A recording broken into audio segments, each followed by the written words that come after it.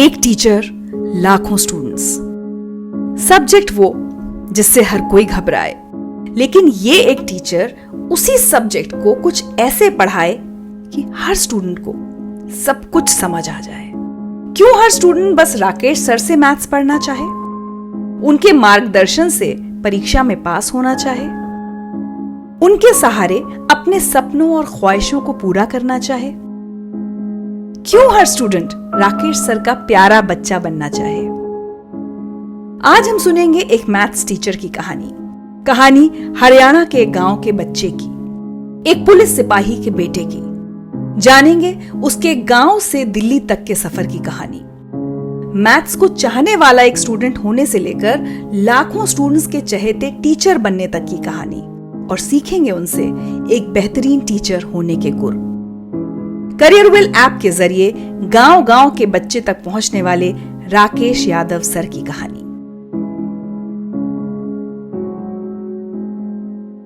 Rakesh sir, बहुत बहुत स्वागत है आपका जिंदगी त्रिचा में। Thank you very much. वैसे आज मैं अपने सारे व्यूअर्स के सामने एक कन्फेशन करना चाहती हूँ। ये उन गिने चुने इंटरव्यूज में से एक होगा शायद जिसमें मैं बहुत नर्वस हूँ, और उसके पीछे कहानी है। बचपन से मैथ्स में बहुत कमज़ोर रही, बहुत ही ख़राब, और आज मेरे सामने एक ऐसे मैथ्स टीचर बैठे हैं जिनकी क्लास में लाखों स्टूडेंट्स, जिनके सोशल मीडिया पर लाखों फॉलोअर्स। तो जाहिर सी बात है, ये समझना मुश्किल नहीं है कि ये मैथ्स के कितने बड़े एक्सपर्ट हैं, ज्ञानी हैं, और ऐसे लोगों के सामने मुझे थोड़ा डर लगता है। सो सर सॉरी, आज मैं थोड़ी नर्वस साउंड कर सकती हूँ आपके सामने। बट ये बताइए, आप बचपन से मैथ्स में इतने अच्छे थे जितने आज Rakesh Yadav the famous maths teacher हो गए? स्टार्टिंग से ही मुझे मैथ समझ में आता था। मेरी मम्मी जो थी वो, उनको मैथ बहुत अच्छा था, तो उनकी वजह से मुझे भी चीज़ें थोड़ी थोड़ी ज़्यादा समझ में आने लगी। वो मुझे स्टार्टिंग से ही पढ़ाती थी। जब मैं छोटी क्लास में होता था तो वही मुझे मैथ पढ़ाया करती थी, और बस वहीं से धीरे धीरे ऐसा इंटरेस्ट आने लगा। और मुझे खुद भी ऐसा महसूस होता है कि मैथ एक ऐसा सब्जेक्ट है जो कनेक्ट करता है हर लास्ट चीज़ से नेक्स्ट चीज़ के साथ। तो इसलिए मैथ को समझना भी आसान है, और मैथ ऐसी चीज़ है ही नहीं जिससे आदमी कभी भी बोर हो। इसलिए मैथ हमेशा इंटरेस्टिंग होता है। देश की आधी जनता खौफ में जरूर रहती है मैथ्स के। वो सिर्फ इसलिए क्योंकि वो स्टार्टिंग में कनेक्ट नहीं कर पाते हैं। जो एक बार कनेक्ट कर लेता है मैथ के साथ, फिर उसको हमेशा मैथ इंटरेस्टिंग लगता है। चलिए, मैं अपनी नर्वसनेस कम करने के लिए ना मैथ से थोड़ा हट के बातें कर लेती हूँ। थोड़ा सर अपने बचपन के बारे में बताइए कि कहाँ पले बढ़े आप? मेरा जन्म हरियाणा में रेवाड़ी डिस्ट्रिक्ट में हुआ, और बहुत ग्रामीण क्षेत्र में मेरा जन्म हुआ। और मेरे फादर साहब दिल्ली पुलिस में सिपाही थे, तो सरकारी स्कूल में ही हमने अपनी पढ़ाई पूरी की, सरकारी कॉलेज में ही हमने एजुकेशन की। और शुरुआती जीवन के संघर्ष को हमने देखा हमारे माँ बाप को, कि किस तरीके से संघर्ष करके उन्होंने हमें इस काबिल बनाया कि हमारी पढ़ाई कंटिन्यू हो पाए। तो वहीं से धीरे धीरे हम मेहनत करते रहे, और हमें अपना टारगेट क्लियर था कि हमारे पास कोई दूसरा ऑप्शन है ही नहीं पढ़ाई के अलावा। इसलिए हमने अल्टीमेटली जो मैक्सिमम एफर्ट हम कर सकते थे, हमने अपनी एजुकेशन की तरफ किए। और बहुत जल्द ही मुझे सरकारी नौकरी मिली, और दिल्ली गवर्नमेंट स्कूल में मैं एज ए मैथ टीचर था। अच्छा। तो इसी तरीके से मेरी जर्नी स्टार्टिंग में कंटिन्यू रही। तो मतलब एज अ स्टूडेंट आप मतलब पढ़ाई में बहुत अच्छे थे, या मेहनती ज़्यादा थे? मेहनती भी ज़्यादा थे, और मैथ में मेरा इंटरेस्ट स्टार्टिंग से ही बहुत ज़्यादा था। और उसकी सबसे बड़ी वजह मैंने आपको बताई कि मेरी मदर का बहुत बड़ा इम्पैक्ट रहा मेरी लाइफ पे। और दूसरा ये भी था कि हम अपने जीवन के संघर्ष को, अपने माँ बाप के संघर्ष को बहुत नज़दीक से देखते थे, और शायद हम इतने खुश नसीब थे, भगवान ने हमें वो समझ दी कि हम उनके संघर्ष को देख के आगे बढ़ना सीखे। तो हमें बचपन में कुछ और चीज़ें नज़र ही नहीं आई। हमने हमेशा ही अपना टारगेट सिर्फ अपने एजुकेशन को दे रखा कि एजुकेशन अच्छी रखेंगे, इसी के बलबूते कुछ आगे कर पाएंगे। यही थॉट मुझे लगता है आम हिंदुस्तानियों के मन में भी होता है। तो आपकी मदर क्या मैथ्स टीचर थी या हाउसवाइफ थी? नहीं, बस उनकी वो हाउसवाइफ थी, लेकिन उनकी मैथ बहुत अच्छी थी। क्या बात है, वाह। मेरी मदर 6 बहनें थी। हाँ। तो उनको शायद उतनी अच्छी उनकी किस्मत नहीं थी कि उनके माँ बाप उनको इतना आगे तक पढ़ा पाते, लेकिन वो इंटेलिजेंट बहुत थी।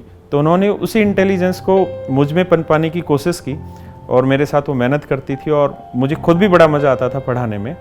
और मुझे याद है कि जब मैं 5th क्लास में था, तभी से मुझे ऐसी हैबिट हो गई थी कि मैं अपनी छोटी क्लास वाले बच्चों को साथ में बैठा के पढ़ाया करता था। अरे वाह। तो मेरे अंदर का जो टीचर पैदा हुआ वो वहीं से पैदा हुआ, छोटे वहीं से पैदा हुआ। और धीरे धीरे वो जो एफर्ट थे मेरे बच्चों को, जो मेरे साथ वाले बच्चे होते थे और जो छोटी क्लास वाले बच्चे थे, जो उनको पढ़ाने में जो मेरा एफर्ट होता था, उन्हीं की वजह से ही मेरा मैथ इतना मजबूत हुआ। क्योंकि आप पढ़ के बहुत बार इतना नहीं सीख सकते जितना सिखा के सीख सकते हैं। सही बात है। क्योंकि जब आप किसी को सिखाने लगते हैं ना, तो सच मायने में तब आपको पता चलता है कि आप में क्या कमी रह गई। अगर आप कोई बच्चा आपसे कोई क्वेश्चन पूछता है और आप उस क्वेश्चन के हर रीजन का अगर उसका आंसर नहीं रिप्रेजेंट कर पाए, तो आपको समझ आता है कि मुझे इस चीज़ की कमी रह गई और मुझे तैयारी करनी है। और हमेशा ही हर एक व्यक्ति के जीवन में ये रहता है कि कामयाबी के लिए ज़रूरी है कि उसको अपनी कमियां पता चले। तो सिखाने से कमियां पता चलती हैं, तो उसी को धीरे धीरे हम सुधार करने में लगे रहे। क्या बात है। बट मुझे इतनी अच्छी लगी ये बात सुनकर आपकी कि राकेश जी की मदर एक हाउसवाइफ थी, और मतलब कितनी हमारी माएँ, नानियाँ, दादियाँ ऐसा जीवन जिया होगा जो पढ़ाई में बहुत होशियार रही होंगी, लेकिन कभी परिवार की वजह से या कभी हालात ऐसे होते हैं कि आगे खुद नहीं बढ़ी, लेकिन कोशिश उनकी हमेशा रही कि बच्चे बहुत आगे बढ़े। तो मतलब हम बिल्कुल ग्रामीण क्षेत्र से हैं, और जब मैं छोटा था मुझे याद है कि हमारे यहाँ 6 गाय और भैंसें होती थी, क्योंकि मेरे फादर साहब दिल्ली पुलिस में सिपाही थे, तो बहुत ज़्यादा इनकम सोर्स नहीं होते थे जिसके थ्रू हम आगे चीज़ों को बढ़ा पाएँ। और वो शुरुआत से ही बहुत ईमानदार व्यक्ति रहे हैं मेरे फादर साहब। तो मेरी माताजी पढ़ाई में भी हमें ध्यान देती थी, और गाय भैंसों में भी, और जमींदारा भी करते थे हमारे मेरी माताजी। तो उनके बहुत सारे संस्कार हम में आए, इसलिए हम उनके थ्रू ही हम ये चीज़ सीखे कि मेहनत करना कभी नहीं छोड़ना चाहिए आदमी को, और हर स्थिति में आदमी को आगे बढ़ने के लिए प्रयास करते रहना चाहिए, चाहे स्थिति कैसी भी हो। तो जब बड़े हो रहे थे तो बच्चे राकेश यादव ने क्या सपना देखा था कि जिंदगी में क्या करना है? मैंने सच में शुरुआत से लेकर आखिरी तक सिर्फ एक ही चीज़ सोचता रहा हूँ, और आज भी मैं उसी चीज़ को सोच रहा हूँ कि कैसे मैं अपने माँ बाप के जीवन को और बेहतर बना सकता हूँ। क्योंकि मैं अपने जीवन के लिए कुछ भी करना चाहता हूँ, तो उसके लिए जो मेन ज़रूरी चीज़ है वो ये कि जिन्होंने हमें पैदा किया, हम कम से कम इस काबिल तो बन जाएं कि हम उनको खुशी दे पाएँ, वो खुश रह पाएँ। शास्त्रों में लिखा हुआ है कि कोई भी व्यक्ति अपने माँ और पिता का कर्ज नहीं उतार सकता, लेकिन अगर हम उनको कुछ खुशी दे पाए तो हम उस कर्ज में कुछ ना कुछ रियायत ज़रूर रख सकते हैं। तो मेरा अल्टीमेट टारगेट आज भी और हमेशा यही रहेगा कि मैं अपने माँ बाप को कुछ खुशी दे पाऊँ। और मेरे माँ बाप आज बहुत खुश भी हैं मेरी सफलताओं से, और मैंने जितने भी आज तक काम किए हैं वो उन चीज़ों से बड़े गौरवान्वित भी होते हैं, और वही खुशी मुझे मोटिवेट भी करती है आगे बढ़ने के लिए हमेशा। जी सर, क्या होता है ना, बड़े होकर हम भले ही लाखों करोड़ों कमा लें या फेमस हो जाएं, सब हो जाए, लेकिन बचपन में अगर कभी तंगी के दिनों में कोई भी एक चीज़ कभी नहीं खरीद पाए हों या कोई एक मन की इच्छा पूरी ना हो पाई हो, तो वो रहती ज़रूर है मन में याद। कोई ऐसी चीज़ आप शेयर करना चाहें? मैं ऐसी एक नहीं अनेकों इच्छाएं हैं। मुझे आज भी याद है कि जब मैं स्कूलों में पढ़ते थे हम लोग, तो हमारे यार दोस्तों के जन्मदिन मनाए जाते थे, तो वो हमें बुलाते थे, लेकिन हम जा नहीं पाते थे क्योंकि हमें पता था कि जाएंगे तो कुछ दे के भी आना पड़ेगा। तब मैं ये सोचता था कि जब मैं बहुत पैसे वाला बन जाऊंगा और मेरे पास पैसा बहुत होगा, तो एक दिन ऐसा कुछ होगा कि मैं ये केक बहुत सारा खरीदूंगा और बहुत सारा खाऊंगा मन करके। बड़ी इच्छा होती थी, बहुत सारी चीज़ों की इच्छाएं होती थी, लेकिन वो बहुत अच्छा हुआ कि हमें ऐसी परिस्थितियां मिली और हम उन परिस्थितियों से लड़के आगे आए, और आज हमें उन चीज़ों का पूरा एहसास भी है। Exactly, वैल्यू होती है। फिर जब पहली बार केक खाया होगा तो उसकी वैल्यू बहुत मिला होगा। और मैंने अपने जीवन में पहली बार जो केक खाया, मैंने 18 साल की उम्र में केक खाया। मुझे आज तक भी याद है कि मेरी माता पिता ने आज तक हमें कभी भी ऐसा कोई वक्त नहीं आया जब उन्होंने हमें कुछ दिया हो कि इसका तुम खर्च कर लेना, इस चीज़ में फालतू खर्च कर लेना या खाने पीने में खर्च कर लेना। बहुत सीमित साधनों में हम पले बढ़े और उसी से आगे बढ़े। आपने कहा माता पिता को हमेशा गर्व का मौका देना चाहते थे, लेकिन पर्सनल उसमें अगर कहें करियर वाइज या कुछ भी, तो क्या बनना चाहते थे? कि आपने हमेशा सोचा था कि मैं एक टीचर ही बनूंगा? मैं जब छोटा सा था, 4th-5th क्लास में था, तभी से मैं अपने से छोटे बच्चों को पढ़ाना शुरू करता था और अपनी क्लास में अपने साथ के बच्चों को ही पढ़ाता था। तो पता नहीं कैसे वो एक ऐसी इच्छा बनती चली गई कि धीरे धीरे सिर्फ पढ़ाने पे ही टारगेट रहा कि मुझे पढ़ाना है। और मैं अपने टीचर्स की रिस्पेक्ट भी बहुत करता था, तो मुझे ये लगता था कि इनसे बड़ा इस दुनिया में कोई है ही नहीं, इसलिए मुझे सिर्फ वही चीज़ दिखाई देती थी।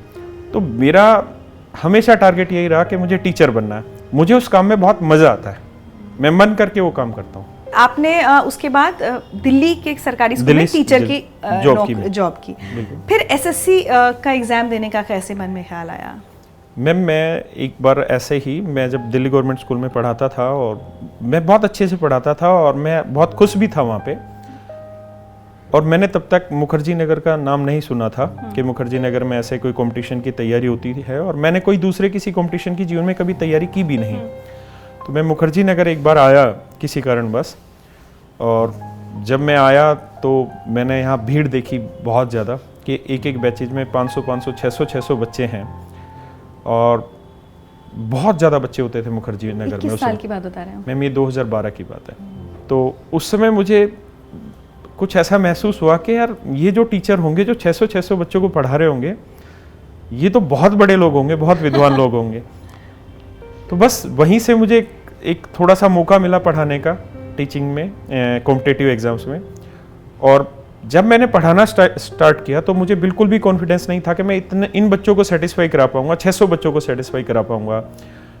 और देखते देखते ऐसा हुआ कि एक क्लास ली, मुझे पता था कि मुझे ऐसा लगता था कि मैं युद्ध करने जा रहा हूँ किसी के साथ उस क्लास में, लेकिन धीरे धीरे एक क्लास निकली, 2 क्लास निकली। उसके बाद मैंने देखा कि जो खुशी मुझे पढ़ाने में स्कूल के बच्चों को आती थी, वही खुशी मुझे उनको पढ़ाने में आती थी। लेकिन वहाँ जैसे 30 बच्चे हुए क्लास में, 35-40 हो जाएंगे ज़्यादा से ज़्यादा, यहाँ आप एक साथ 500 बच्चों को पढ़ा रहे थे? मैम, 500 बच्चों को पढ़ाते थे। और मैंने हमेशा एक चीज़ ये नोटिस की है कि अगर आपकी टीचिंग स्टाइल बहुत अच्छी है और आप कंटेंट सही डिलीवर कर रहे हैं, तो बच्चों को कंट्रोल करना बहुत आसान है। अच्छा। मैंने उन सरकारी स्कूलों में भी पढ़ाया है जहाँ बच्चे मतलब मेरे से भी लंबी हाइट के होते हैं और बहुत शैतान होते हैं। और मैंने देखा है कि वो शैतान से शैतान बच्चा भी आपकी रिस्पेक्ट करता है अगर आपके कंटेंट में और टीचिंग स्टाइल में और स्वभाव में प्रेम प्यार हो। तो मैंने देखा कि यहाँ 600 बच्चा भी बड़े प्यार से कंट्रोल होता था, और एक एक बच्चे के डाउट भी क्लियर करते थे। हम चीज़ों को पढ़ाते इतना अच्छे तरीके से थे वहाँ पे। धीरे धीरे उन्हीं बच्चों से एक्सपीरियंस आता रहा, वही बच्चे रोज नई नई चीज़ें हमें सिखाते रहे कि कैसे और हमें अपने अंदर सुधार करना है। लेकिन फिर वो एसएससी का एग्ज़ाम आपने क्यों दिया? मैम, 2013 के आसपास ऐसा था कि मैं जब ये पढ़ा रहा था तो मेरे शायद एक बैच में उस समय करीबन 2000-2500 बच्चे पढ़ते थे एक साथ लाइव, और एक सवा डेढ़ महीने पहले मेरे बैचेस के एडमिशन बंद हो जाते थे, और ये एक साल में ही ये चीज़ें होनी शुरू हुई। तो फिर एक अध्यापक थे मेरे साथ के, तो उन्होंने एक दिन ऐसे ही बोल दिया कि आप इंस्पेक्टर पढ़ा रहे हैं, इंस्पेक्टर बनाने के लिए पढ़ा रहे हो, आप खुद तो इंस्पेक्टर बने नहीं हो, आप तो टीचर हो। और वो बात मुझे इतनी महसूस हुई कि शायद ये ठीक भी कह रहे हैं कि अगर मैं इंस्पेक्टर बनाने के लिए पढ़ा रहा हूँ तो मुझे भी तो उस कसौटी पे आना चाहिए ना कि मैं उस लेवल पे हूँ कि नहीं हूँ। तो बस उस बात की वजह से मैंने वो फॉर्म भरा एसएससी का, ओनली फॉर इट, क्योंकि मैं जिस ग्रेड पे इंस्पेक्टर की पोस्ट पे लगा उससे ज़्यादा ग्रेड पे मैं ऑलरेडी था। हाँ। तो मैंने वो फॉर्म भरा और मेरा सिलेक्शन हुआ, और जब मैं इंटरव्यू देने गया तब भी मेरे साथ यही बात हुई। इंटरव्यूअर ने पूछा कि आप ऑलरेडी इससे अच्छे ग्रेड पे काम कर रहे हो, फिर आप इस पे क्यों आ रहे हो? तो मेरा कारण तो मैं ही जानता था कि क्यों। तो मेरा महाराष्ट्र मुंबई में मेरी पोस्टिंग भी थी एक्साइज इंस्पेक्टर के रूप में। तो बस वो उसी कारण से मैंने वो काम किया, और मुझे एक्साइज इंस्पेक्टर बनना नहीं था, ऐसा मैंने कभी सोचा भी नहीं था। लेकिन वो एक उस इंसिडेंट की वजह से कि उनकी बात में कुछ ना कुछ तो सच्चाई है कि अगर हम इंस्पेक्टर बनाना चाह रहे हैं किसी को और हम पढ़ा रहे हैं इतने बच्चों को, तो एटलीस्ट जिनको हम पढ़ा रहे हैं उनके सामने हम अपनी बात प्रूव भी तो करें कि हम बन के दिखा सकते हैं। तो फिर आपने नौकरी की नहीं, मतलब एक्साइज इंस्पेक्टर? मैंने थोड़े दिन गया मैं महाराष्ट्र मुंबई। उसके बाद चूंकि मेरा वो टारगेट था ही नहीं, मेरा मेन टारगेट बच्चों, दिल तो यही था। तो फिर मैं बच्चों को पढ़ाता रहा, और धीरे धीरे जैसे जैसे मेहनत करते गए तो बच्चों की संख्या बढ़ती चली गई। और एक बार ऐसा भी हुआ कि मैं मुखर्जी नगर में पढ़ा रहा था, तो एक सिनेमा हॉल है, वहाँ पे हम क्लास लेते थे। तो उसके नीचे भी पूरी पार्किंग में क्लासें चलती थी प्रोजेक्टर के थ्रू। 10-10 हॉल हैं जिनमें लगातार प्रोजेक्टर के थ्रू क्लास होती थी, यानी एक बार में करीबन 15,000 बच्चा पढ़ता था मुखर्जी नगर में। कैसे, मतलब आप एक जगह पढ़ा रहे हैं? मैं एक ही जगह पढ़ाता था। वो क्लास वहाँ से प्रोजेक्टर के थ्रू हर हॉल में कनेक्ट होती थी। और वहाँ पे टीवी स्क्रीन के थ्रू मैं हर एक बच्चे को देख रहा होता था। तो एक बार ऐसा हुआ कि एक पुलिस अफसर ने मुझे बुलाया, तो उससे पहले मुझे 2-3 और अफसरों का कॉल आया कि भाई साहब ने बुलाया आपको। तो मैं उनके पास गया और उन्होंने मुझे कहा कि भाई मैंने आपका नाम बहुत सुना है, मेरे बच्चे को ट्यूशन पढ़ा दोगे? तो मुझे लगा कि ये तो मेरे लिए पॉसिबल होगा नहीं कि मैं एक बच्चे को पढ़ाऊँ और इतने सारे बच्चों को छोड़ूँ। तो मैंने कहा सर मैं 15,000 बच्चों को पढ़ाता हूँ, आप क्या सोच रहे हैं मैं एक बच्चे को पढ़ाने आऊँ? तो उसने मेरी बात पे विश्वास ही नहीं किया। उसने कहा कि यार मैथ जैसा सब्जेक्ट तो मैं मान ही नहीं सकता कि आप 50 बच्चों से ज्यादा किसी को पढ़ा सकते हो और आप 15,000 बच्चों होते हैं, कैसे क्लियर करेंगे? हाँ। और इत्तेफाक से जो ऑफिसर जिन्होंने मुझे बुलाया था उनका भी मैथ बैकग्राउंड था। तो वो उस चीज़ पे उन्होंने जिद लगा ली और मैंने उनको करीबन 20 मिनट कोशिश की समझाने की कि नहीं ऐसा नहीं है, हम पढ़ाते हैं और पढ़ा सकते हैं। नहीं माने तो मैंने महसूस किया कि इस तरीके से समझेंगे नहीं। तो मैंने कहा सर एक दिन आप मेरी क्लास में आ जाइए और आप बिल्कुल सिविल ड्रेस में आइए, किसी को मत बताइए कि आप ऑफिसर हैं। वो मेरी क्लास में आए चुपचाप से, मेरे को बिना बताया आए क्लास में, आके क्लास में 1.5 घंटे बैठे और जब वो क्लास खत्म हुई तब वो मेरे पास आए। तब उन्होंने मुझसे हाथ मिलाया, कह रहे सर आप 10 घंटे भी मुझे समझाते, वहाँ पे ऑफिस में बैठ के मैं नहीं समझ पाता, लेकिन इस 1.5 घंटे में मैं समझ गया कि टीचर और टीचिंग स्टाइल बहुत ही यूनिक चीज़ है और इसकी कोई सीमा नहीं है कि आप इतना गहराई में और इतना सॉफ्ट तरीके से पढ़ा देते हैं कि 15,000 बच्चों के डाउट ही क्रिएट नहीं होते। और वो उससे भी ज़्यादा इस बात पे हैरान था कि एक हॉल में 500 बच्चा बैठा हुआ है, 600 बच्चा बैठा हुआ है और प्रोजेक्टर पे क्लास ले रहा है और टीचर है नहीं उसके सामने एक्चुअल में, पूछने के लिए और फिर भी बच्चा बिल्कुल शांत बैठ के एक छोटी सी भी आवाज़ नहीं कर रहा है और फिर भी अगर वो पढ़ रहा है तो बड़े कमाल की बात है। ये तो बात माननी पड़ेगी सर। मैं आपको बताती हूँ, वैसे इस इंटरव्यू की तैयारी हम लोग रिसर्च करते हैं, सब कुछ करते हैं, तो मैं आपके बहुत सारे वीडियोस देख रही थी और वाकई वीडियो देखते देखते मैं सोच रही थी कि ये ऐसा टीचर मुझे मेरे बचपन में अगर मिला होता तो शायद मेरी मैथ्स की हालत ये नहीं होती। आप इतनी सिंपल तरह से जिस तरह से बता रहे थे कि ये सामने जिस एंगल पे देख रहे हैं, जो एक व्यक्ति देख रहा है तो वो परपेंडिकुलर है, जो वहाँ वो खड़ा है वो आधार, आप इंग्लिश भी समझा रहे थे, हिंदी भी समझा रहे थे। अब एक चीज़ क्या होती है ना, ये जो पढ़ाने का तरीका है कि बच्चे को कैसे समझाना, एक आप कुछ हिसाब शायद प्रॉफिट एंड लॉस समझा रहे थे तो बिस्किट और चॉकलेट का एग्जाम्पल ले रहे थे, तो ये एग्जाम्पल्स आपको किसी ने ऐसे ही पढ़ाया है या आपने ये एक्वायर किया है, खुद सीखा है कि मुझे मैं ऐसे समझाऊंगा तो चाहे 500 बच्चे बैठे हो मेरे क्लास में या 5,000 बैठे हो? और मुझे तो पता चला आपकी एक ऑनलाइन क्लास में सबसे ज़्यादा 40,000 स्टूडेंट्स भी एनरोल हुए। तो ये आपने अपने ऊपर मेहनत की है, ये नेचुरली आया? मैम बेसिकली क्या है कि अगर आप इतने नंबर ऑफ स्टूडेंट्स को पढ़ाएंगे ना तो आपको एक एक क्वेश्चन के लिए एक एक रात बितानी पड़ती है, तभी जाके आप उस क्वेश्चन को इतना अच्छे से डिलीवर कर सकते हैं। दूसरा ये रहा कि पढ़ाते पढ़ाते जब हम स्टार्टिंग में पढ़ा रहे थे कॉम्पिटिटिव एग्जाम्स को तो 500 बच्चा था, 600 बच्चा था, तो स्टार्टिंग में वहाँ थोड़े डाउट भी आते थे। तो हमें ये पता चलता था कि बच्चा मैक्सिमम इस टाइप के क्वेश्चन पे कहाँ पे फंसता है और कहाँ उसके डाउट क्रिएट होते हैं। तो हम उन्हीं चीज़ों को धीरे धीरे सुधारते चले गए, उन्हीं चीज़ों को धीरे धीरे पकड़ते चले गए और इसी तरीके से फिर अपनी टीचिंग स्टाइल को चेंज करते गए। और आज भी यही है कि हम जिस चीज़ को ऐसा सोचते हैं कि ये चीज़ मुझे लगता है इससे बेस्ट कोई बता ही नहीं सकता है, और सामने से कोई बच्चा खड़ा होकर उससे भी बढ़िया तरीके से उस चीज़ को समझा देता है। यानी चेंज करने की जो हैबिट है ना वो हर वक्त आदमी में होनी चाहिए, क्योंकि बेस्ट तो कभी आया ही नहीं, आना है। तो ये सारी चीज़ें तो धीरे धीरे घिसते आई हैं। और दूसरा ये कि हम जिस परिवेश के बच्चे को पढ़ा रहे हैं हम उससे भी नीचे वाले परिवेश से आया हूँ मैं तो उठ के, तो हमने कोशिश की है कि अपना परिवेश भी वही रखें, बातों का परिवेश भी वही रखें, ताकि बच्चे जब समझें चीज़ों को तो उनको हर चीज़ में अपनापन महसूस हो। उनको कभी ऐसा ना लगे कि जो उसके सामने टीचर है और वो है, उनमें बहुत बड़ा डिफरेंस है। हाँ, कि वो बहुत इंटेलेक्चुअल है, वो बहुत पैसे वाला है, वो बहुत हमारे से स्टेटस ऊंचा है, वो नहीं। वो कभी जीवन में मैंने फील होने भी नहीं दिया। मैंने भी आपके वीडियोस देख के फील किया कि आप काफी बराबरी पे करके बड़े प्यार से समझाते हैं। तो आपने कुछ साल मुखर्जी नगर में इस तरह से अलग अलग इंस्टीट्यूट्स में आप मैथ्स पढ़ाते रहे, फिर करियरविल जहाँ पर आज हम बैठे हैं जिस बिल्डिंग में, इसकी शुरुआत, इसका बीज कब, कहाँ, कैसे पड़ा?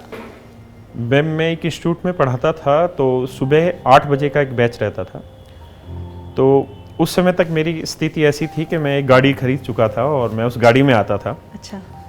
तो जब मैंने गाड़ी पार्किंग में लगाई तो मैंने देखा मेरी गाड़ी के बिल्कुल साथ एक बच्चे ने अपनी साइकिल लगाई पार्किंग में, और उस साइकिल पे बड़ी सफ़ेदी वगैरह सी लगी हुई थी, और वो बड़ा मतलब साफ़ सुथरी साइकिल नहीं थी, और बच्चा भी बहुत साफ़ सुथरा सा नहीं था। तो मैंने उसको रोका सुबह सुबह, और मैंने उस बच्चे से पूछा कि भाई ये सफ़ेदी वाली साइकिल कैसे लेके आया बच्चे यहाँ पे? तो उसने कहा कि सर मेरे पेरेंट्स दोनों ही गुजर चुके हैं, और मैं हूँ और मेरा छोटा भाई है, मैं उसको दिल्ली लेके आया हुआ हूँ, छोटे भाई को, उसको मैं स्कूल में पढ़ा रहा हूँ अभी, और सर मेरी हालत ऐसी है कि मुझे 1 रुपए की भी मदद कहीं से मिलने की ना तो संभावना है, ना मिली है, ना कोई संभावना है। तो मैं दिन में तो आपसे पढ़ता हूँ, यहाँ क्लास लेता हूँ, उसके आपकी क्लास लेने के बाद 9:30 बजे जब आपकी क्लास खत्म होती है, इसके बाद मैं अपने काम पे निकल जाता हूँ। तो मैं एक ठेकेदार है सफ़ेदी वाला, उसके साथ मैं टाई अप हूँ, तो उसके यहाँ जाके मैं सफ़ेदी वगैरह करता हूँ, और इस तरीके से मेरा काम है। फिर रात को जाके मैं अपनी तैयारी करता हूँ और अपने भाई को पढ़ाता हूँ। तो सर इस वजह से ये सारी चीज़ें आपको ऐसी लग रही हैं। तो वो एक ऐसा दिन था कि उस समय तक मैं अपने आप को थोड़ा सा ठीक पोजीशन पे समझ रहा था, लेकिन उस दिन मैंने सोचा कि मैंने कुछ भी नहीं पाया जीवन में। अगर ये बच्चे इतने स्ट्रगल से आज इस मुकाम पे हैं कि तैयारी करने की सोच रहे हैं, वरना बहुत सारे लोग इन कमियों की वजह से गलत रास्ते भी अपना लेते हैं, अपने जीवन को एक गलत दिशा में लेके चले जाते हैं। लेकिन ये बच्चे इतनी विपरीत परिस्थितियों में भी जूझ रहे हैं और आगे बढ़ने की कोशिश कर रहे हैं। और वो फीस कैसे दे रहा होगा मैम? आप देखिए कि वो एक फीस देना, और फीस देने के साथ साथ वो बच्चा सुबह पढ़ने लग रहा है, और फिर उसके बाद काम कर रहा है, और शाम को अपने भाई को भी पढ़ा रहा है, और अपनी भी तैयारी कर रहा है, और सुबह फिर अगले दिन क्लास में लेने आ रहा है। मतलब कितना स्ट्रगलिंग जीवन है उसका। अगर उसके साथ कल को कोई भी बात होती है तो उसको संभालने वाला कोई नहीं है। तब मुझे इस बात का एहसास हुआ कि मतलब बहुत कमी रह गई हम में। हमें कहीं ना कहीं ऐसे बच्चों को हाथ थामना पड़ेगा, और बहुत अच्छे से इन बच्चों के साथ लगना पड़ेगा। तब हमें दिमाग में आया कि अब इन बच्चों के लिए काम करना पड़ेगा, और सिर्फ ऐसे बच्चों के लिए काम करना पड़ेगा, क्योंकि जिनके पास साधन हैं, स्रोत हैं पैसे के और भी, तो वो तो शायद हम तक पहुंच ही रहे हैं, लेकिन ऐसे बच्चे तो बहुत स्ट्रगल के बाद पहुंच रहे हैं। मुझे याद है मेरी क्लास में बहुत सारे बच्चे मिलते थे, बोलते हैं सर बिहार से आए हैं और गाय बेच के आए हुए हैं, भैंस बेच के आए हुए हैं। किसान खेत बेच देते हैं बच्चों को पढ़ाने, क्योंकि मुखर्जी नगर जैसी जगह पे आके पढ़ना कुछ भी नहीं तो एक मिनिमम 5-7 हज़ार रुपये फीस तो होती ही है। उसके अलावा कमरे पे किराए पे कमरा लेना, और वो बहुत सारा खर्चा होता है। तब जाके हमें महसूस हुआ कि अब यहाँ कुछ ना कुछ परिवर्तन करना पड़ेगा, और आप 15,000 से ज़्यादा 20,000 पढ़ा देंगे, इसकी एक लिमिट है, इससे ज़्यादा आप एक साथ नहीं पढ़ा पाएंगे। फिर हमने ऑल ओवर इंडिया फ्रेंचाइजी डाली, लेकिन फिर भी हमें एक चीज़ हमेशा कचोटती रही कि वो जो गरीब बच्चा है, जो दिल्ली या किसी और ऐसे शहर में मेट्रोपॉलिटन सिटी में आने की इसकी हिम्मत ही नहीं है, वो बेचारा गांव में ही बैठा हुआ है, जिसके बस की आज के समय में आर्थिक रूप से आना ही नहीं है। तो फिर मेरे साथ एक बच्चा था जिसका नाम पवन है, और मैं टेक्निकली इतना साउंड नहीं था, लेकिन वो बच्चा बहुत टेक्निकली साउंड था। पवन ने मुझे ये समझाया कि सर हम ऑनलाइन कोचिंग के थ्रू इन चीज़ों को उठा सकते हैं, और हम बच्चों को उसके मोबाइल में ही सारी चीज़ें प्रोवाइड करें, उसको दिल्ली आना ही ना पड़े, ना उसको अपने नज़दीक के कस्बे में आना पड़े, वो अपने घर पे ही बैठ के तैयारी करे, बहुत खर्चा उसका बच जाएगा, सब कुछ बच जाता है मैम। और जो हम ऑफलाइन में 30,000 40,000 फीस लेते हैं, कैरिवल पे हम वही चीज़ 500 रुपये, 1,000 रुपये, 600 रुपये, इतने रुपये फीस में प्रोवाइड कर रहे हैं। यानी जहाँ पे बच्चा मिनिमम टू मिनिमम फीस में एक सीरियस एजुकेशन ले रहा है, उसकी शुरुआत हमने वहाँ से की। ठीक है। और आज आपके सामने है कैरियर लैब कि आज हम लाखों बच्चों को पढ़ाने लग रहे हैं, और बहुत बहुत सारे बच्चे ऐसे हैं जो सिलेक्ट हो चुके हैं, और हम बहुत खुश हैं कि हम इतने सारे बच्चों के ज़िंदगी में जो उनकी कामयाबी आई उसमें हमने उनको सहयोग किया। और गरीब से गरीब बच्चा भी आज ये नहीं कह सकता कि मैं पैसे की वजह से नहीं पढ़ सकता, क्योंकि 500-600 रुपये अरेंज करना किसी के लिए मुश्किल काम नहीं है, 1,000 रुपये अरेंज करना किसी के लिए मुश्किल काम नहीं है। वैसे ये सर की सादगी है जो बहुत बच्चे और बहुत ये कह रहे हैं। मैं आपको थोड़े से आंकड़े बता दूं कि कैरियरवेल ऐप के डाउनलोड्स करीब 45 लाख हैं जिस समय हम ये बात कर रहे हैं, और 50,000 से ज़्यादा बच्चे इनके कोर्स करके सिलेक्ट हो चुके हैं सरकारी नौकरियों में।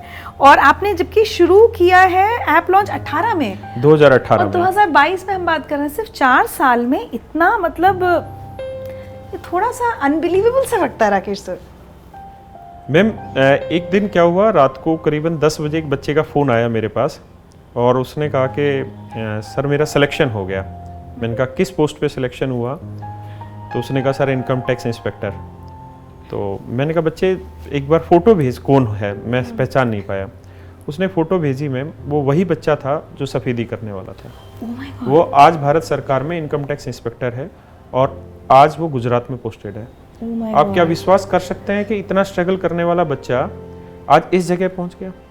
और मैंने बहुत सारे ऐसे बच्चे देखे हैं जो पीएन थे ऑफलाइन क्लासेस में, और बस ऐसे बच्चे होते थे जो गांव देहात से उठ के आते थे तैयारी करने के लिए, लेकिन 1 महीने बाद घर से पैसा ही आना बंद हो जाता था।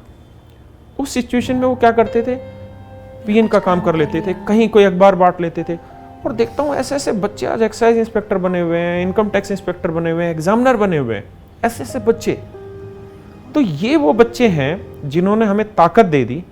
और रात 10 बजे भी इस बच्चे ने जो मुझे कहा, उसने मुझे 20 साल छोटा कर दिया उम्र में, और मुझ में इतनी ताकत आ गई कि हमने ऑनलाइन में इतना अच्छे तरीके से चीज़ों को अरेंज किया कि एक एक बच्चा, एक एक सिंगल बच्चा जो हमारे ऐप के साथ जुड़ा हुआ है वो कंटिन्यू पढ़ता है, सेल्फ मोटिवेटेड है।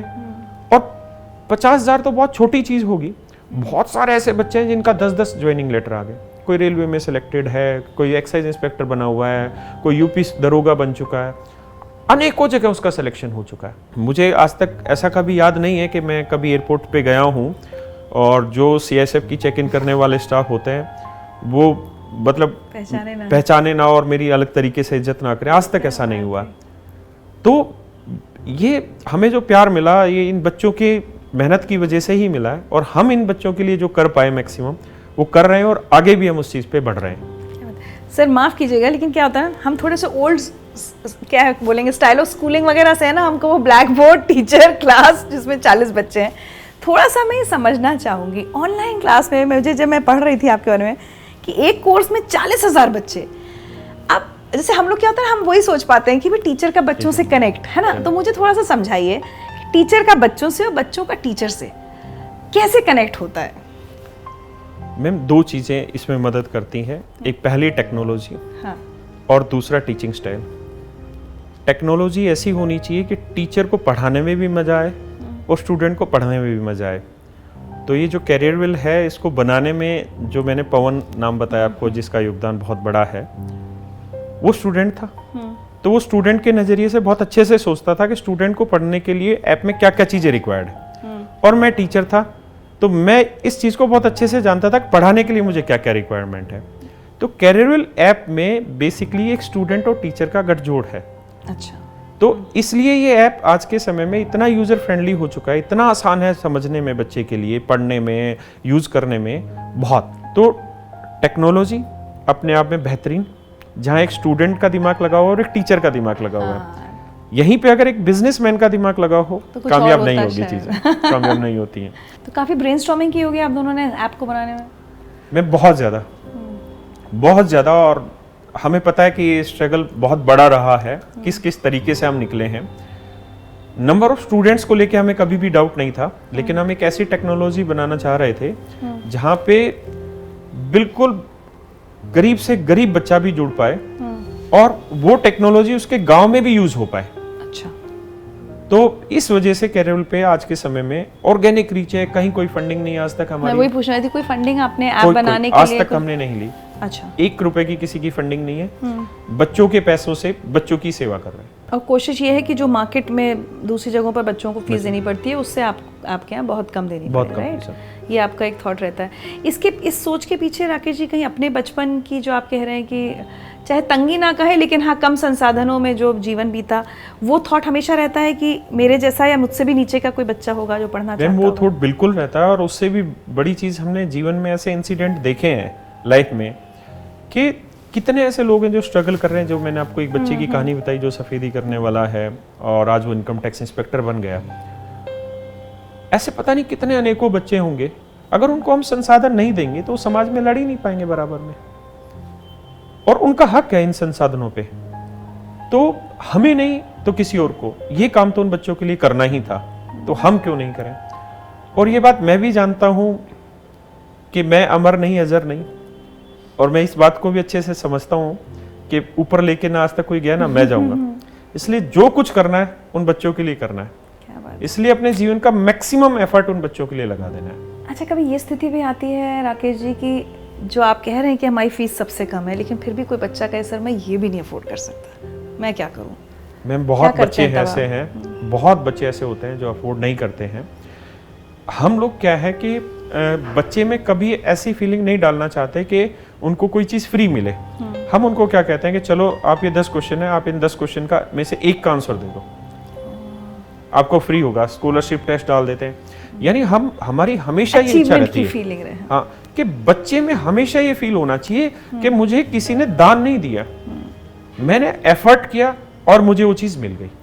तो पता नहीं कितने ऐसे बच्चे हैं जिनको हम फ्री पढ़ाते हैं, और सच तो ये है कि हम क्या पढ़ाते हैं, बच्चे ही फ्री पढ़ाते हैं, क्योंकि हमने अपनी तरफ से ना कुछ लगाया और ना हम कुछ लेके जाने वाले। बच्चों ने दिया, बच्चों पे ही लगाया। जो दे सकते थे उन्होंने दिया, जो नहीं दे सकते थे उनको उन्हीं बच्चों के थ्रू तो मतलब उनको पढ़ाई से रोका नहीं जाता है कि हम नहीं बिल्कुल। पढ़ाएं। चलिए आगे और बात करूंगी आपसे, लेकिन उससे पहले आपके लिए 2 मैसेजेस हैं, वो सुनवा देती हूँ आपको। ये देखिए। हेलो दोस्तों, मेरा नाम सुनील कुमार है, मैं यूपी पुलिस में कांस्टेबल पोस्ट पे हूँ। आपने राकेश यादव सर का नाम सुना होगा, बहुत ही फेमस टीचर हैं। मैं भी उनसे ही पढ़ा हूँ मैथ। उनका समझाने का तरीका इतना अच्छा है, बहुत ही ज़्यादा। वो बिल्कुल बेसिक तरीके से समझाते हैं। मैंने भी मैथ उन्हीं से पढ़ा है। पहले मेरे को मैथ नहीं आता था, मैं जब भी 2-4 क्वेश्चन करता था अटक जाता था, समझने में दिक्कत हो जाती थी बहुत ज़्यादा। जब से राकेश यादव सर का बैच ज्वाइन करा मैंने, उन्होंने बेसिक तरीके से मेरे को समझाया है, और मैंने बहुत अच्छे से उनके नोट्स बनाकर और खुद भी बहुत अच्छे से मेहनत करी, तब मैं यहाँ पर कांस्टेबल पोस्ट पे आया हूँ। आजकल देखिए, ये नोट्स देखिए आप, कितने अच्छे तरीके से मैंने बना रखे हैं। ऐसे मैंने पूरे ही बैच के नोट्स बनाए थे सर के लिए, तो आज मैं सेलेक्ट हो गया हूँ। Thank you Rakesh Yadav sir. Hello, मेरा नाम है रविंद्र। जब मैंने अपनी तैयारी शुरू की थी, एसएससी की तैयारी शुरू की थी, तो मुझे सबसे ज़्यादा जो डर लगता था वो लगता था मैथ से। मैं कोई भी सवाल पढ़ता तो समझ में नहीं आता था, और थोड़ी बहुत अगर मैथ के सवाल करा 8-10 तो उसमें मतलब पढ़ने का मन ही नहीं करता था। लेकिन फिर मैंने क्या हुआ कि कैरियर वो लैब पे राकेश सर का बैच लिया और उसको पूरी विधिवत तरीके से पढ़ना चालू किया, नोट्स बनाए और उसी के कॉन्सेप्ट सीखे। तो धीरे धीरे क्या हुआ कि मेरे अंदर कॉन्फिडेंस आ गया, और अब मैं सवालों को बहुत अच्छे से सॉल्व कर पाता हूँ। और कोई भी प्रीवियस ईयर का सवाल हो या कोई भी पेपर हो, तो उसमें भी बहुत अच्छा स्कोर अप कर पाता हूँ। तो राकेश सर का जो बैच है कैरियर वेल पे, वो बहुत ही अच्छा बैच है, जो आपको बिल्कुल कुछ भी नहीं अगर आता हो तो भी आपको गणित सिखा देगा, आपको गणित आने लगेगी। ये हम क्लास में भी बोलते हैं कि आपको कुछ भी नहीं आता तब भी आप शांत होकर बैठिए और बस एक बार समझने का प्रयास करिए, तो हम समझा देते हैं। और मैंने बहुत बार ऐसा देखा है कि जो बच्चे अपने मन में ऐसा लेके आते हैं, पहले से सोच के आते हैं कि मैथ बहुत कमज़ोर है और मैथ की वजह से सिलेक्शन नहीं होगा, वही बच्चे 10-15 दिन क्लास लेने के बाद दूसरे ही रूप में नज़र आते हैं। क्योंकि बच्चे को एक बार चीज़ें समझ में आने लग जाती है ना, तो उससे ज़्यादा रिस्पेक्ट आपकी कोई नहीं कर सकता दुनिया में। बहुत लोग कहते हैं कि आजकल बच्चे ऐसे नहीं हैं जो गुरु का उतना सम्मान करें, लेकिन मैंने देखा है कि बच्चे भगवान मानते हैं टीचर को। बच्चे आप बिल्कुल भगवान मानते हैं, बस वो संतुष्ट होने चाहिए अपने कंटेंट वाइज। उनको पढ़ाया हुआ चीज़ें समझ में आनी चाहिए और जो पढ़ा रहे हैं वो चीज़ उनके काम भी आनी चाहिए। चलिए ऑन लाइटर नोट एक सवाल पूछती हूँ, कभी ऐसा हुआ है ऑनलाइन या ऑफलाइन क्लास में राकेश सर एक मैथ्स के सवाल पर अटक गए और समझ ना रहा हो आगे क्या करना है? बहुत बार हुआ है। अच्छा, बहुत बार हुआ है। ये सीक्रेट है स्टूडेंट्स के लिए। और आज भी ऐसा होता है। हाँ। लेकिन आप विश्वास मानिए कि अगर आप निकलते कैसे अगर आप नेक नियत से काम कर रहे हैं ना, तो सरस्वती जब आपकी वाणी पे वास होती है ना, तो रास्ता निकाल देते हैं। मैंने बहुत बार ऐसा हुआ है कि मैं किसी क्वेश्चन पे अटक गया और क्लास में ही कोई खड़ा होकर बच्चा आंसर दे देता उसका। तो आज तक वो सिचुएशन नहीं आई कि मैं क्लास से निकल गया और मैं उस क्वेश्चन का आंसर नहीं दे पाया।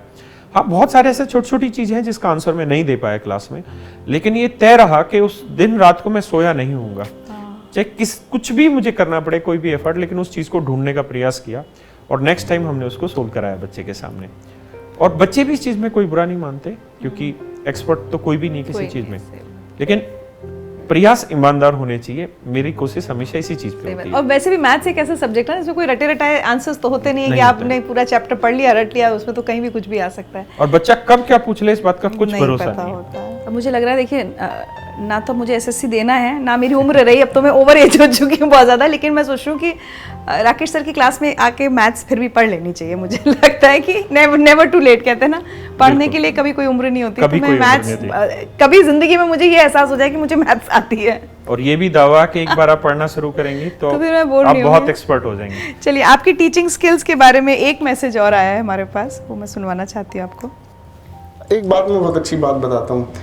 राकेश सर की ना मुझे बहुत अच्छी बात क्या लगती है, वो सही समय पर सही डिसीजन लेना जानते हैं। बच्चों के लिए क्या ज़रूरी है, मतलब स्टूडेंट्स के लिए क्या ज़रूरी है, टीचर्स के लिए क्या ज़रूरी है, मतलब कभी भी ना वो इस चीज़ के लिए बहुत कॉन्शियस रहते हैं कि कभी भी किसी भी बच्चे का, किसी भी टीचर का, हमारी टीचिंग फ्रेटर्निटी का कभी कोई नुकसान ना हो। अगर मैं आपसे पूछूं कि एक वर्ड में या एक सेंटेंस में आप डिफाइन करें कि वो आपकी सबसे बड़ी स्ट्रेंथ क्या है, जिसकी वजह से हर बच्चा आके कहता है कि राकेश यादव जी से सर से पढ़ना है हमको, क्यों पढ़ना चाहते हैं सब आपसे? गुरु को एक मान सम्मान ही चाहिए होता है, पैसा बहुत कुछ मैटर नहीं करता एक स्टेज के बाद कभी भी। तो मेन टीचिंग स्टाइल है। दूसरा, बच्चे जो दूसरे बच्चों को रिकमेंड करते हैं कि हमारा सिलेक्शन हुआ उनकी वजह से। और मैं कभी इस तरीके की व्यवहार में भी अपने में बदलाव नहीं लाता हूँ। मैंने आज तक कभी ऐसा नहीं हुआ कि किसी बच्चे को लाके और मैंने यूट्यूब पे या क्लास में कभी खड़ा किया हो कि ये बच्चा मेरे से पढ़ता था और इसका सिलेक्शन हो गया। मैंने सच मायने में कभी ध्यान ही नहीं दिया उस तरफ। बहुत सारे लोगों ने मुझे सलाह भी दी कि इतने पब्लिसिटी करो, थोड़ी बैठे इतने बच्चे पढ़े हुए हैं आपसे, तो कम से कम बुलाओ उनको, कभी गेट टुगेदर करो या आते हैं आपसे मिलने। मुझसे रोज की बात होती है कि रोज कोई ना कोई बच्चा आता है और मिठाई लेके आता है कि सर मेरा सिलेक्शन हो गया।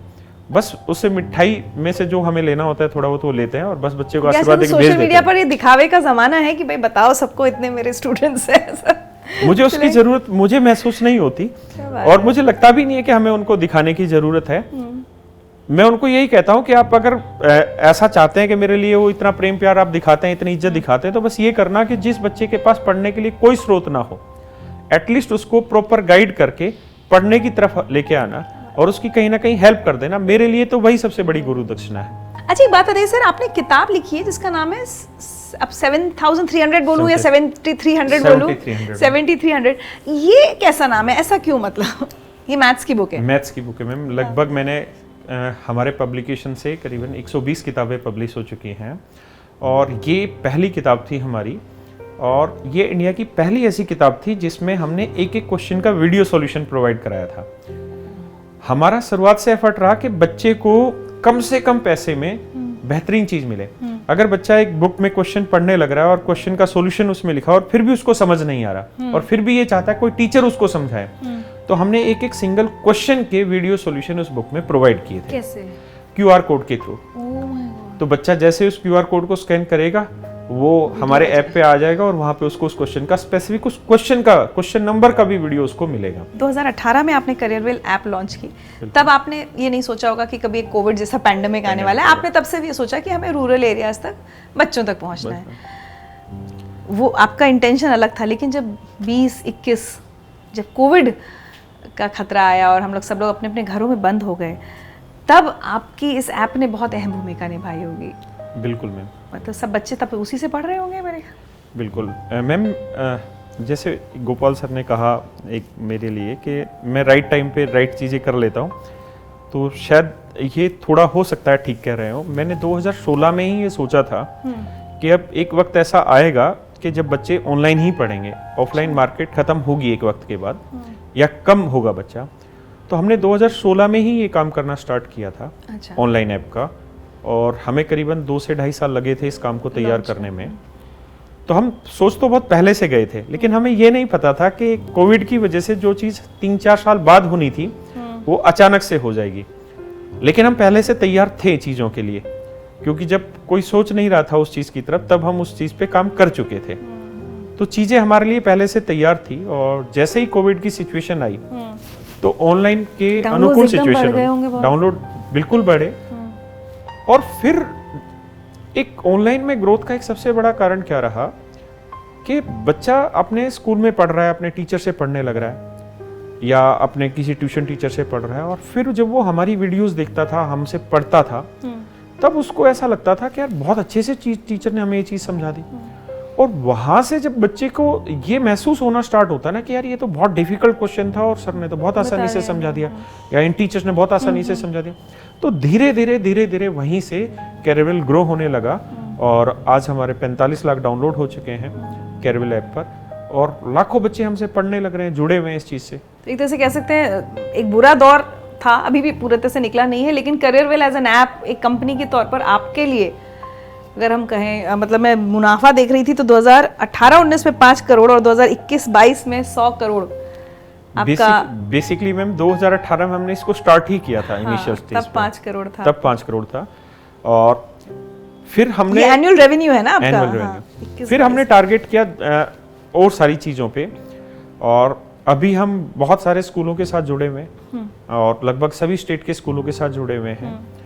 और हम बिल्कुल बारीकी से ये देखते हैं कि स्कूल में पढ़ने वाले बच्चे को क्या दिक्कत हो रही है, स्कूलों को क्या दिक्कत हो रही है। बहुत सारे स्कूल ऐसे होते हैं जहाँ पे टीचर प्रॉपर अरेंज नहीं हो पाते, बहुत सारे ऐसे स्कूल होते हैं जहाँ पे कॉम्पिटिटिव एग्जाम्स की कोचिंग ही नहीं दी जाती, IIT JEE मेंस वगैरह की या नीट वगैरह की कोचिंग ही प्रोवाइड नहीं होती। और बहुत बार ऐसा होता है कि बहुत सारे बच्चे जागरूक ही नहीं होते, बहुत सारे बच्चे बहुत इंटेलिजेंट होते हैं स्कूल में, उन्हें पता नहीं क्या करना है आगे, उनको पता ही नहीं है, या उनके पेरेंट्स इतने जागरूक नहीं है कि वो अपने बच्चों को कहीं दिशा दे पाए। तो हमारा पूरा फोकस यही है, जैसा आपने कहा कि आपका मैथ का स्टार्टिंग से इंटरेस्ट नहीं है, और ये सच में एक बहुत बड़ी बात है कि बच्चों को स्टार्टिंग से अच्छे टीचर मिलना बच्चों की लाइफ चेंज कर देते हैं। तो अब हमारा पूरा फोकस इसी बात पे है कि जो बच्चा स्कूल में पढ़ रहा है, अब आप उस लेवल पर जाना चाहते हैं, हम उस लेवल पे काम कर रहे हैं। अभी हमारे साथ बहुत सारे स्कूल जुड़े हुए हैं। अच्छा। और हम स्कूल्स को डायरेक्ट यहाँ से हम टीचिंग प्रोवाइड कराने लग रहे हैं, और हम अब इस कोशिश में जुटे हुए हैं कि सस्ती से सस्ती एजुकेशन स्कूल में ही बच्चों को हम प्रोवाइड कराएं, उनके घर में ही हम सस्ती से सस्ती एजुकेशन, कॉम्पिटिटिव एग्जाम्स की, और अब हम एकेडमिक की भी करा रहे हैं। अच्छा सर, एक एज अ टीचर और स्पेशली ऐसा टीचर जो कॉम्पिटिटिव एग्जाम्स की तैयारी करा रहा हो, तो मुझे लगता है एक सवाल बहुत ज़रूरी है आप लोगों से पूछना। बहुत स्ट्रेस होता है, बहुत तनाव होता है, हम कितनी बार सुनते हैं कि परीक्षा में बैठने से पहले बच्चे ने खुदकुशी कर ली, नतीजा आया सिलेक्ट नहीं हुआ, खुदकुशी कर ली, परिवार के हालात ऐसे, तो मतलब कितनी खबरें हर साल हम लोग, चाहे IIT हो, UPSC हो, पढ़ते रहते हैं। वो भी एक as a teacher, as an institution, आप लोगों के लिए कितना बड़ा कंसर्न रहता है कि बच्चा उस, मतलब ठीक है आपको बच्चे को वो तो करना है, उत्साह दिलाना है, लेकिन वो अति उत्साह वैसा ना हो जाए कि अगर नहीं हो पाया तो वो डिप्रेशन में चला जाए बच्चा, तो वो बैलेंस बनाना आपके लिए कितना बड़ा चैलेंज होता है? मैम हमारे लिए क्या, पूरे समाज के लिए वो बैलेंस बनाना बहुत ज़रूरी है। पेरेंट्स के लिए भी होता है। और बहुत सारे ऐसे बच्चे होते हैं, हम आए दिन सुनते ही रहते हैं कि फलां जगह वो बच्चा डिप्रेस हो गया, और डिप्रेस होने के बाद वो ऐसे कोई कदम उठा लेता है, और विश्वास मानिए उस दिन हम थक हार जाते हैं जब कोई बच्चा ऐसा कदम उठाता है। क्योंकि कोई बच्चा सुसाइड कर रहा है तो उसकी एक वजह टीचर तो है ही, समाज उसकी वजह होगी, लेकिन टीचर तो है ही, क्योंकि बच्चा टीचर में भगवान देखता है। तो हमारी ये पहली जिम्मेदारी होती है कि जो भी बच्चा हमारे साथ जुड़े, पहले हम उसको उन स्किल्स को उस पे काम कराएं कि वो सेल्फ मोटिवेटेड रहे। हम बच्चे को ऐसी कहानियां भी बताते हैं कि मेरे बच्चे, बहुत सारे ऐसे बच्चे हैं जो 5-5 साल तैयारी करने के बाद नौकरी पाए हैं, और बहुत बार संघर्ष कई बार इतना बड़ा भी होता है कि बहुत सारे लोग उस संघर्ष में टूट जाते हैं, लेकिन जो संघर्ष को में चलते चले जाते हैं, कामयाब हो जाते हैं, तो आप देखेंगे कि ऐसे बच्चे बहुत आगे जाते हैं। आप ऐसे काउंसलिंग करते हैं बच्चों? बिल्कुल काउंसलिंग करते हैं, और हम बच्चों को बताते भी हैं इन चीज़ों के लिए कि ऐसा नहीं है कि जीवन में आगे जाके समस्या खत्म हो जाएंगी। आप IAS IPS सेलेक्ट हो जाते हैं, बहुत सारे IAS IPS ने आत्महत्याएं भी की हैं, तो सिलेक्शन लेने के बाद भी जीवन आसान नहीं है।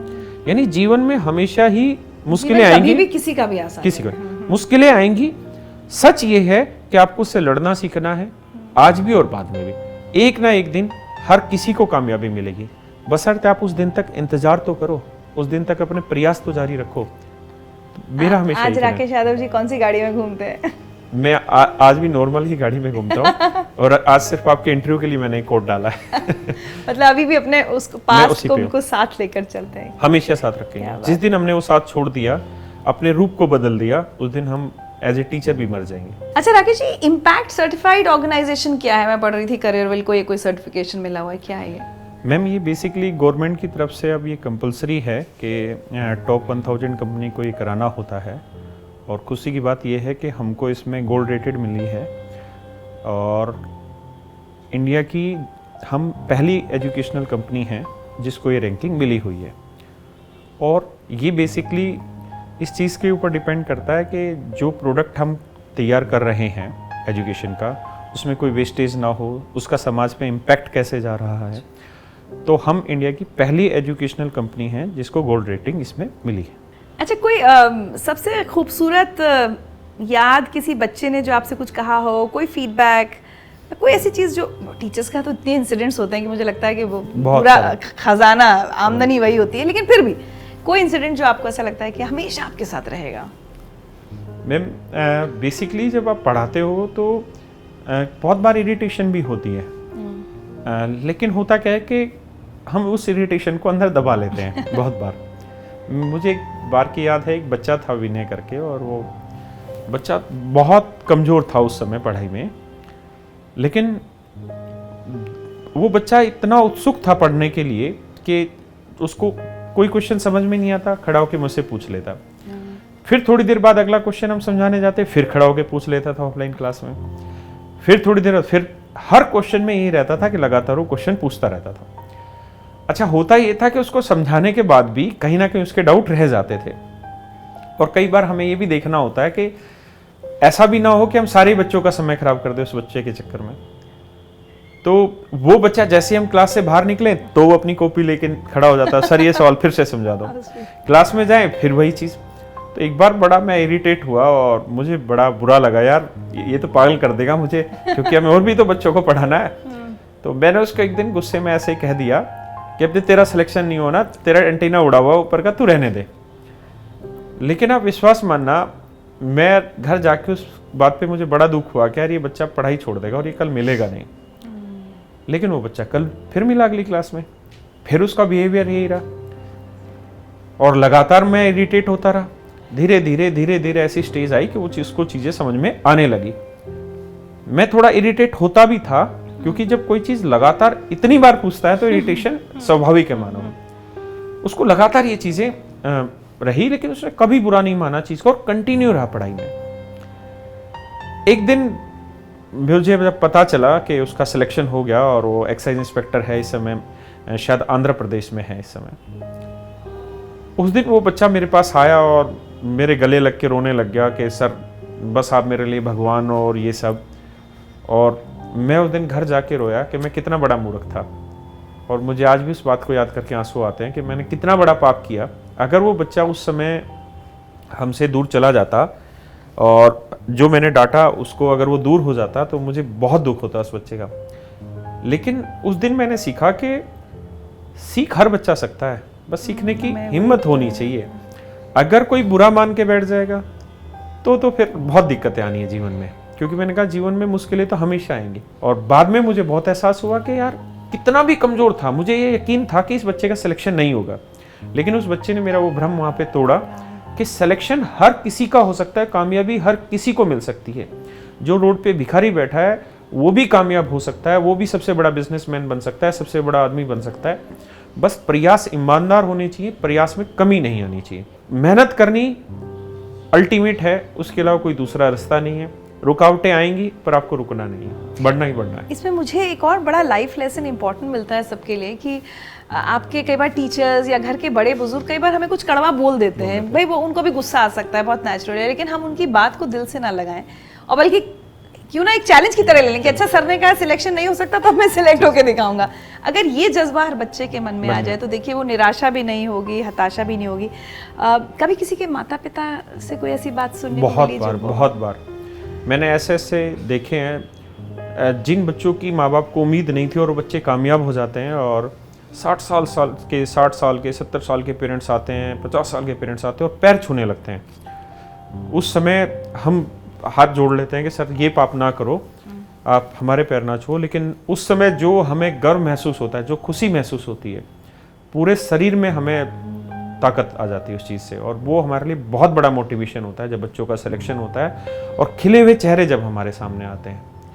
और उन्हीं बच्चों को, बहुत सारे ऐसे बच्चे होते हैं जिनका स्टार्टिंग हम याद रखते हैं, क्या ये बच्चा उससे मैं था, कुछ बच्चे कैसे थे, कुछ बच्चे दिखा देते हैं अपनी हरकतों से और बाद में देखते हैं वो बच्चे सिलेक्ट हो गए।